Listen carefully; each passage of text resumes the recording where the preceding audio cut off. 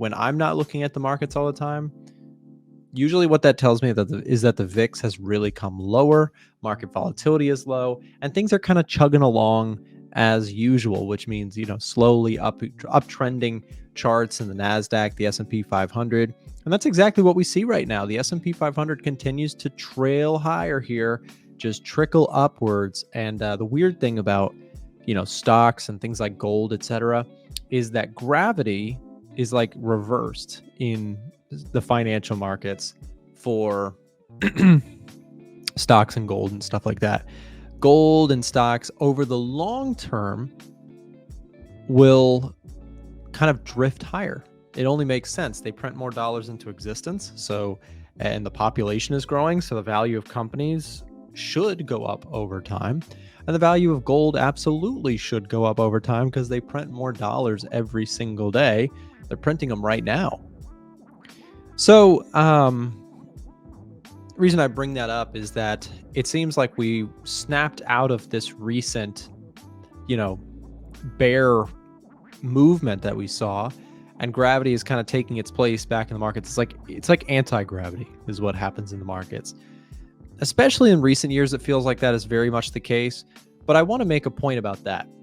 The reason I brought that up, the reason I mentioned, I didn't think about the markets, they're just floating up, seems like they can't stop floating up, is because they do not float up forever. There are periods of time where, normal gravity takes place and you see stock prices and things like that really come down. But right now, the market just seems to want to continue higher. And I am not the kind of guy to try and fade this rally. I know there are a lot of people, I've seen it all over Twitter, people saying, one big double top coming in here, and maybe it will double top. All I can do as a trend follower is I can say, look, on a basis of this year's performance, the S&P 500, the NASDAQ, the S&P, the Dow Jones, all these major US indices have been trending up nicely. I went long during this time. Context, I also went long here, so I took a couple L's on the way. But the pullback was still innocent until proven guilty. You know what my next step, let's just talk about this for a second. Had this level broken and hit my stop loss, which it kind of came close. If we had come all the way down and taken out the lows, right? My initial stop loss was down here. I actually trimmed it. Had we taken that out, my next idea would have been last attempt to buy the S&P 500 was right there around 5,000 to 4,960 on SPX 500. That was going to be my last attempt. Because if it had broken this level, guys, what that tells you is, or at least what it told me, was the uptrend may seriously be no longer intact. But the snapback in this market has been so impressive, so aggressive, that it told me that this move here was just a pullback in the context of a bull market. And it's very annoying to the bears, who were, finally ready to take their chance. And they had their chance for a minute there. Again, I took several L's on the way down here trying to catch the pullback too early. But then now the bounce back is real, the bounce back is strong. And to me, it seems like stock prices are likely to go higher. Did you know that we have 100% free trading tools and data available for you on our website, a1trading.com, right now? We have free courses for you to browse. You can also check out things like retail sentiment and free articles from our analyst Frank that include things like Edgefinder screenshots and trade setups. You can find all of this and so much more for free right now on our website, a1trading.com. I don't mind the idea of having a little bit of this in my portfolio, just in case the soft landing is not so soft. We don't know that for sure. I lean into the idea of thinking most likely we'll see a soft landing, but if we don't, the areas that would do really well would probably be gold and TLT. So, because if you get like more of a recession, more of like the economy is slowing more than we thought, then likely, TLT would do quite well in that environment. Anyways, let's talk about the gold trade. I am still long gold. I bought this one on Thursday on the dip, and the entry here was pretty solid. I wish I had more trades like this. This was like no drawdown entries, and usually my entries are not like my strong suit. A lot of times I'm early to a trade, or I get stopped out a little bit too soon, something like that. But this entry ended up being perfect. This level of support held just right, bounced back here, and then followed through on Friday with the Fed's kind of Powell's speech, which was taken as very dovish. People expected Powell to be dovish, but he was seriously dovish. Didn't know inflation was a thing back then. Yeah, I mean, inflation is just the idea of the purchasing power of something getting eroded. It doesn't even have to be traditional money. Let's say that you're a corn farmer, right? You trade, let's go back to bartering. Like if you go way back in ancient times, you make corn, right? So if you make corn and you are like one of a few farmers in the area that makes corn, the value of your corn is very high because everybody wants the corn because they're like, oh, I can eat that, I can store it, whatever. But what happens if there's a ton of farmers that move into the local area also producing corn at their farm? Well, suddenly the ones that you have are not as valuable.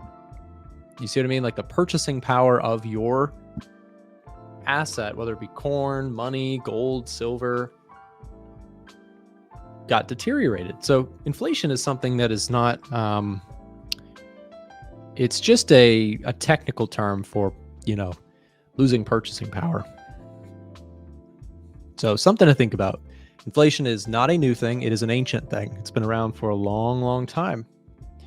And shaving coins goes back thousands of years. People would shave silver and gold coins and mint new coins or create new coins. In fact, that was a big problem because the people were doing it, and it was illegal to do that in Rome, but people would do it anyways. And yeah. Anyways, the Russell was doing really well this morning, gave back a little bit of its gains, but still looking pretty strong. I do like the Russell quite a bit. I think that we have, so here's the thing about the Russell. Let's keep it really simple on this thought process. I don't think you have to get much more complicated than this. Okay, so here's my theory on the Russell. The Russell has been a underperformer compared to the S&P 500 and the NASDAQ since like 2020, right? Maybe like 2021, let's call it. I don't really know. It's in the recent years, the Russell is not past its all-time highs. The S&P 500 took out its all-time highs many months ago.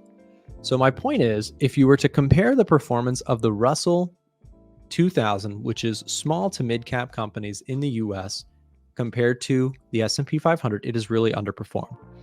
Over the long term, historically speaking, the Russell and the S&P 500 have pretty comparable returns. They are usually moving up about the same pace over the long term. So if we go back and do a history lesson on the S&P versus the Russell, typically the performances are comparable. There are times where the Russell outperforms, there are times where the S&P 500 outperforms, but over the long term, they typically move together. Now, the reason I bring this up is because recently the underperformance in the Russell is unique. It's not the normal. So the underperformance here to me is something that I don't think will last forever. I think that the S&P 500 will continue to move up over the long term, but I think that the Russell has the potential to have a bit of a catch-up move, have a bounce back in performance. So let's break down why that would be with keeping it as simple as I possibly can. A lot of times people like to get real complicated with the markets and they like to get really deep on the fundamentals, but here's my, as simple as I can make it, breakdown of why I think the Russell has potential from here to outperform the S&P 500. The Russell has been held down by high interest rates. High interest rates make borrowing costs harder for companies like the mid-cap and small-cap companies, which require more borrowing. They're just growing companies, so they need more money to borrow. So if the borrowing rate of companies goes up, then their income, their real income after paying that debt down, goes down. So these companies have been held down by higher borrowing costs. Let's keep it so simple, right? Because interest rates are coming down, so that reverses course. I think the Russell goes up. I'm literally trying to make it as simple as I can, because it's easy to start getting yourself really, oh, well, the Russell story has been so bad recently, but let's look ahead and let's say, look, interest rates are going to come down. We know that. As long as the economy holds in there, the Russell should outperform. Now there's a little thing that I brushed over. The caveat here, the downside to the Russell is if the economy performs poorly, that's not great for the Russell, but it's also not good for the S&P. So if you're somebody who's like, I want to buy or invest in stocks right now, you have to think about, where's your risk reward? In my view, the best risk reward is the Russell right now. I've said that for the last few weeks. I am currently long the IWM Russell ETF. And again, my thought process on this is that, okay, these companies have been held down. They've been put under pressure by high interest rates. High interest rates are going to be a thing of the past in a few years' time, in my opinion. As long as we don't see a big spike in inflation again, I think, and a big recession, I think the Russell does well. So I am currently long the Russell. I'm also long gold. I'm also long the S&P 500. Those are three of my core positions right now. Oh, the fourth one is I am long SMH, which is the semiconductors ETF. Oh, you know what else I want to show you guys? Look at this. I worked on this last night. I don't know. Do you guys... I feel like this looks 10 times better. So this is something I'm so excited to look at with you guys for a second.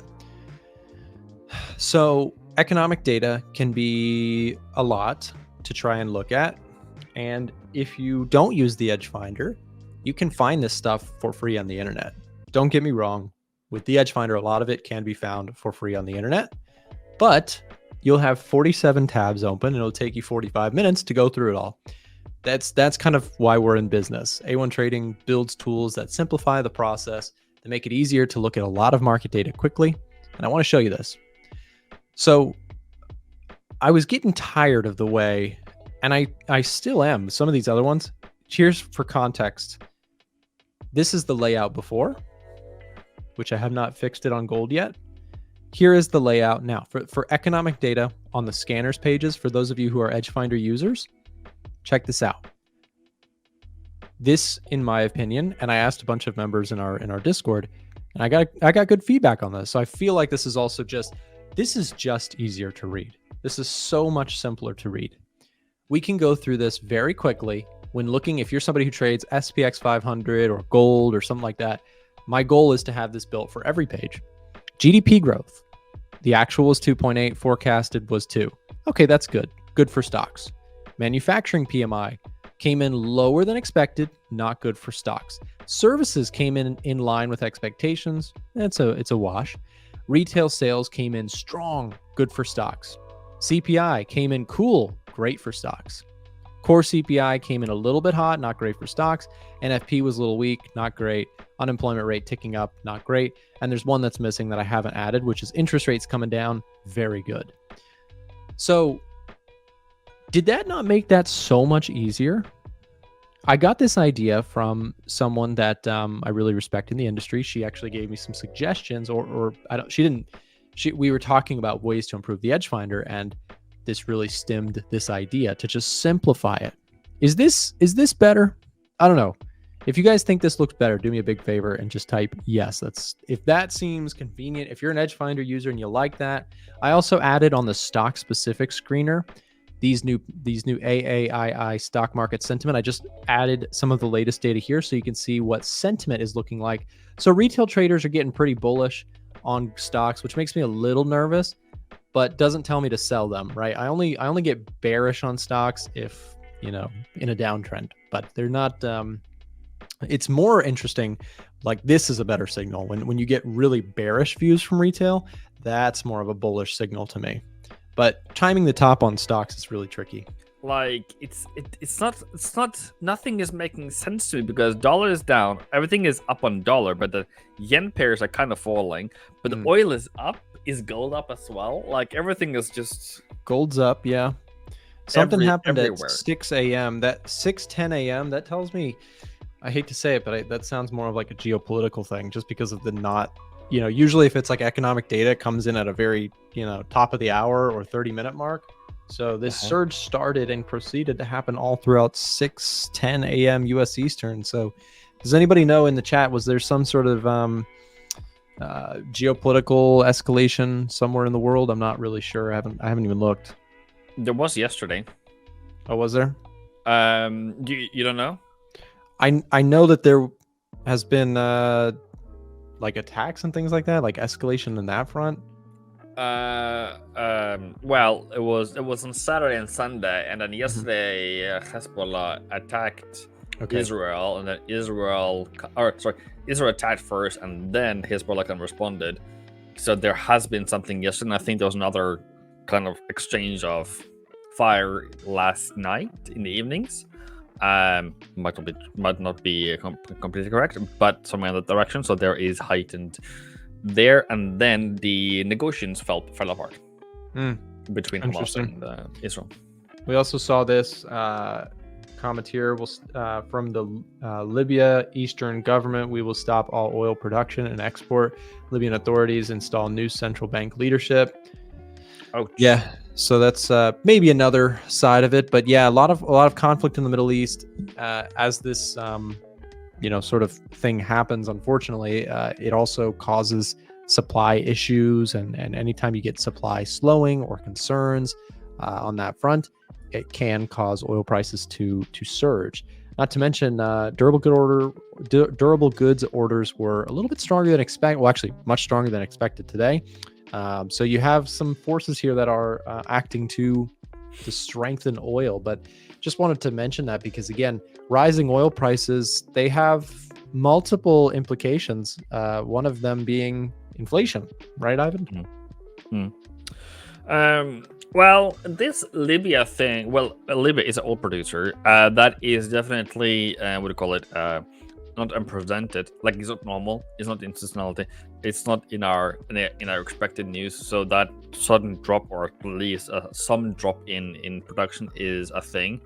And I saw the top one was that some kind of oil company said that they call upon the government to intervene to maintain production levels.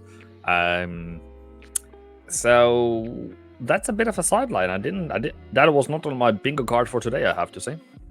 Yeah, same. That's a big spike in oil prices. That tells me also, Ivan, gold is up a little bit today, like 0.24%, but oil is up 3%. So that, to me, I'm just making a guess here, that sounds a little bit like OPEC sort of stuff, like any sort of restriction of supply will cause oil to surge, but it's not necessarily geopolitical conflict. So maybe that's why oil is up today. We know, as you mentioned, that there was escalation over the weekend, or really, here's the thing. We've talked about this a lot of times. When you're trying to chase the tail that is geopolitics and trade around it, it's just inherently difficult because gold was already at all-time highs, before, and the market has already expected a lot of geopolitical tension. It's already in the price. So trying to trade based on geopolitics is just a tricky game to play. Unless you are, something that nobody else knows on the geopolitical front, it's hard to trade around that. But let's pivot to the yen, Ivan. So you mentioned yen against euro yen, pound yen. You're seeing some of these things kind of sitting at resistance levels. Is the Japanese yen going to have another round of strengthening? And before you answer that, I did find one thing that was interesting on the COT data front.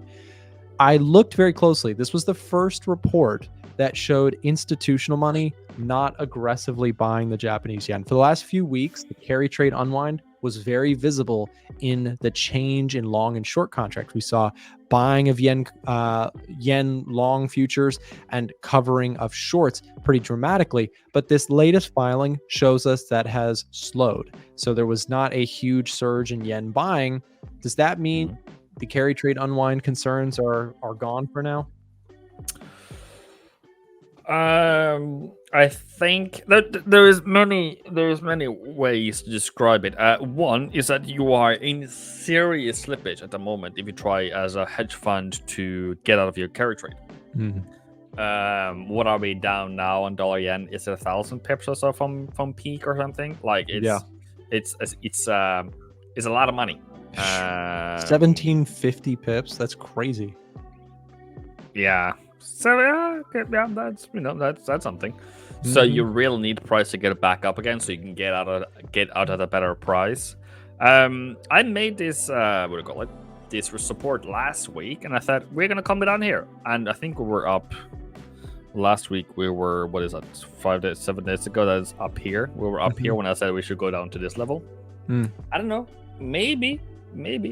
But what I want to say was that so I think it stopped because number one, we still have negative growth in Japan. We don't have, we have 2.18 inflation. It's not growing, it's kind of stagnant there. And then Japan has said they're going to increase a bit more, but that is not day dependent. That is just their own feelings. So markets seems to have, in my opinion, I agree with them, have paused. It's just some unwinding, but it's not over. It's not completely unwinded yet. Yeah, and again, you see the yen against the euro, the pound moving a little bit lower here. It's such a tricky trade because I think actually that there's maybe some good longer term buys setting up on some of these yen crosses. I may actually look to take advantage of some of them as well. You may get, as you're mentioning, maybe a little bit of a retest to some of these lows, but in my personal view, I think there's a good chance that for now the bottom holds around 141.6. There was a lot of optimism that came out of the speech from Jerome Powell. And the two central banks are seemingly on the same page. The Bank of Japan came out and said, we're not going to rate hike if it, in a very volatile environment. We know what that would do to the world economy. We don't want that to happen to the world economy.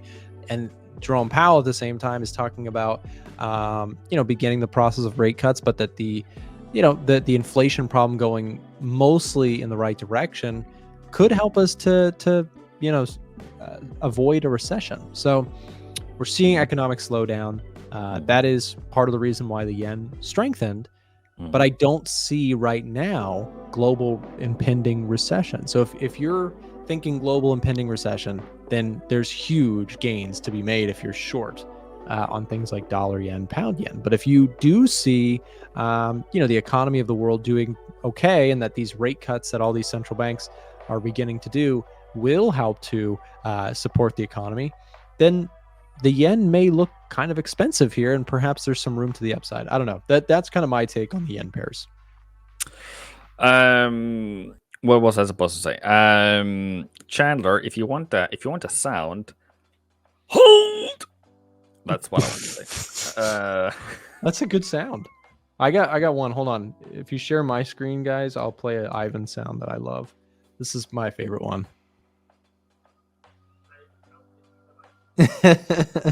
Ivan helped me see the light. That is what you're here for, Ivan. You're here to help us all see the light. Let's talk about the dollar too. So you mentioned the dollar. Dollar hit like 100.5 almost, not quite there, but I was mentioning earlier that we may see a bit of a bounce back in the dollar now that a lot of the positive news is out, which caused the dollar to go down, right? Central bank talking about focusing on labor now. Inflation seems to be no longer a huge issue. I think that there could be some bounce back in the dollar, but I still remain bearish on pullbacks. If you were to trade the dollar, which pair would you be looking at, Ivan? I think I want to trade dollar against like seashells or trees or sugar. So you want to trade it against commodities? Well, you could do that with gold and silver or copper. Yeah, no, it's just funny thing aside. It's just that for me, like I want to trade. If I'm going to trade something and I didn't take it because I was on yens, but I'm like this area is my price. Now it's gone too far, too fast. Also, we had I would say that the acceleration with what do you call him, Powell, on Friday was a bit of a last hooray before you fall. But for me, I don't have anything on dollar pairs. Everything is elevated, everything is far, everything is fun. Maybe when we get, when is it, 18th of September, the FOMC meeting, maybe we can get a pullback by then. Yeah, so I really like the idea of dollar falling. I think it's a bit overextended, but I need like a 200 pip move back to even start thinking about buying it again. Did you know we do a live trading show Monday through Friday with guests from all over the world? To get notified when we go live, click the bell button next to the subscribe button or check in at 9:30 a.m. Eastern Time. We have helpful, free content in the description below and on our website, a1trading.com. Thanks for watching today's video, and we'll see you tomorrow.